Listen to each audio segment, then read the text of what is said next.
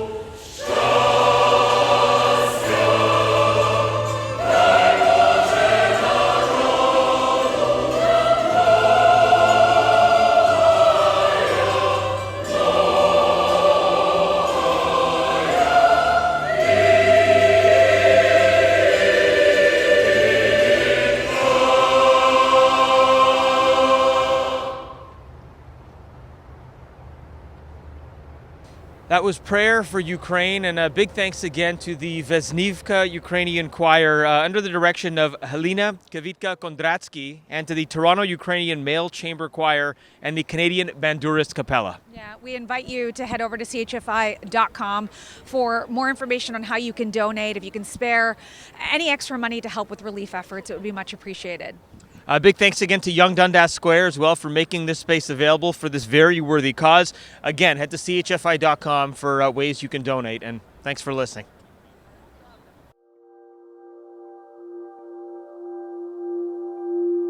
With Helena Kvitka-Kondratsky and Helena Banish of the VESNIVKA Ukrainian Choir, absolutely beautiful performance. Helena, I'll start with you. Just tell us about the founding of this choir. It's been around for a while. It started in 1965 by me, so it's our 57th year. They were all young girls that had to attend choir after Ukrainian school. That was on a Saturday. The boys went home because the administration thought they couldn't sing, and the girls had to stay behind. They were not very pleased about that, but look, 57 years later, I still have quite a few of them in the choir. We were so moved by Prayer for Ukraine. Tell us a little bit more about the song. Well, it was actually written in 1885 by Mykola Lysenko. We consider him the father of Ukrainian music. And it was written as a hymn for children. And then later, because they thought it was a little bit too difficult for the children to sing, it became the spiritual hymn of the Ukrainian nation.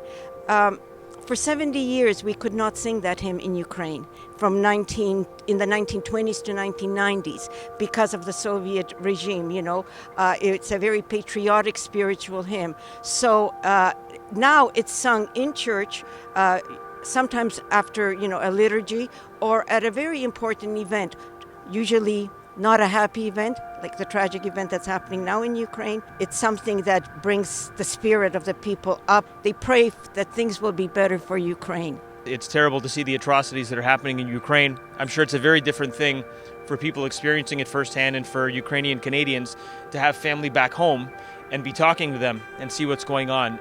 Do you have family and friends in Ukraine, and what do you think their message would be to Canadians today? We all have family and friends back home. 3 years ago, we were on a European tour, and we were happy and so blessed to see our families back home. Our roots are very strong, and they're tied with Ukraine. What would they say to us?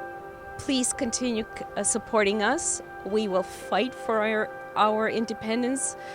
We will continue to fight for our identity, and we will be resilient against this brutal atrocity that has been happening to our country.